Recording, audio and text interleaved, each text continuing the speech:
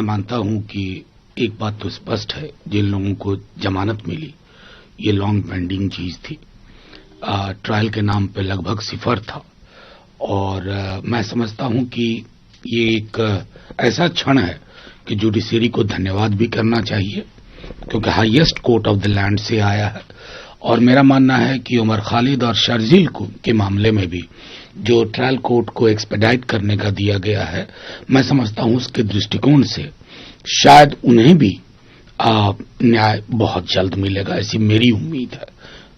Sir, मुद्दा अमित शाह जी तमिलनाडु के दौरे पर था और उन्होंने कहा कि 2024-25 का जो साल रहा वो भारतीय जनता पार्टी के लिए जीत का साल रहा और 2026 में हम तमिलनाडु में एनडीए की सरकार बनाने जा रहे हैं। साथ ही उन्होंने कुछ आरोप लगाए। उनका कहना है कि तमिलनाडु की सरकार ने इस स्टेट को डंपिंग ग्राउंड बना दिया है। अब जाके तमिलनाडु में अगर ये बोलते कि मैं इंदौर में बच्चों की मौत पे माफी मांगता हूं तो कद दिखता बड़ा, साफ दिखता कि कद कितना बड़ा है।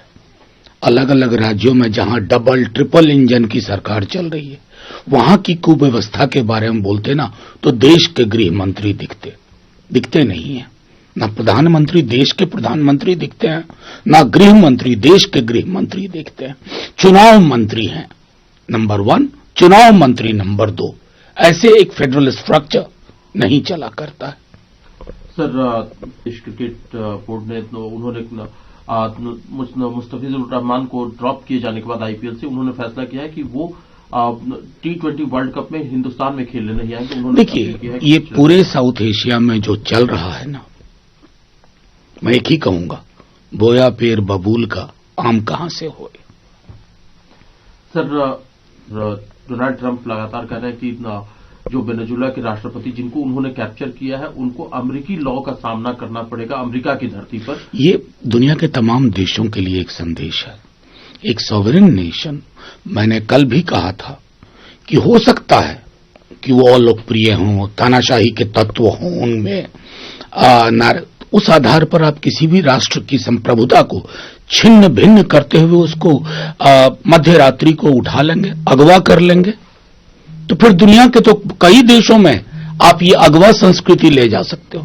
और मैं दुख के साथ कहता हूं कि हमारी एमईए की ओर से जो बयान गया वो इतना सैनिटाइज्ड बयान, जैसे कोविड में एडवाइजरी जारी हो रही हो, रेलवे स्टेशन छठ के दौरान एडवाइजरी जारी हो रही हो, आप नाम तक नहीं ले सकते।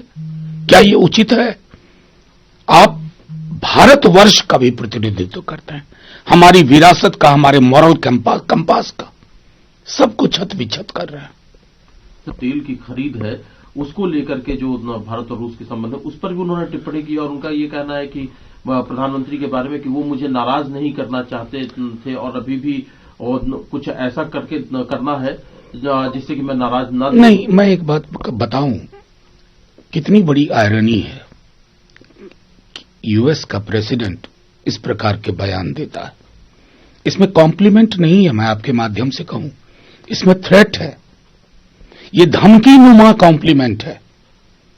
और हम अभी तक मैंने कोई ऑफिशियल अधिकृत प्रतिक्रिया नहीं देखी है। हो सकता है एक सैनिटाइज्ड वर्जन शाम तक हाजिर हो जाए हमारे समक्ष। हम ये भूल जाते हैं कि सरकार कल को कोई और भी होगी या यही होंगे, लेकिन देश की अस्मिता, इसकी इयत्ता, इसकी पहचान, इसका इतिहास सबको बिसरा करके हम चुपचाप बैठ जाते हैं। बॉडी लैंग्वेज देखिए, जब वो ये बयान दे रहे थे, ये उसी श्रृंखला में है कि मैंने कह दिया, मैंने रुकवा दिया, मैंने धमकी दे दी, मैंने युद्ध रुकवा दिया। मतलब मुझको लगता है there should be a better way to deal with this kind of statements. Sir, कुछ कैप्चर कर सकता है उन पर एक आरोप लगा करके, तो हिंदुस्तान के बाद सबूत है वो पाकिस्तान में घुस करके और जो भी मास्टरमाइंड है उनको उठा नहीं। अगवा संस्कृति पर अगर लोग ऐसे आउट ऑफ प्लेस स्टेटमेंट देंगे ना, कम से कम ये भारतवर्ष का इतिहास नहीं रहा है। अभी तक हमने तमाम इंटरनेशनल प्रोटोकॉल फॉलो किए। ये एक मैच्योर डेमोक्रेसी का लक्षण होता है, जहां चिंता होगी वहां चिंता व्यक्त करेंगे, लेकिन इस प्रकार की मतलब बयानबाजी करके अपने ही देश की विरासत को हम कमजोर नहीं करेंगे।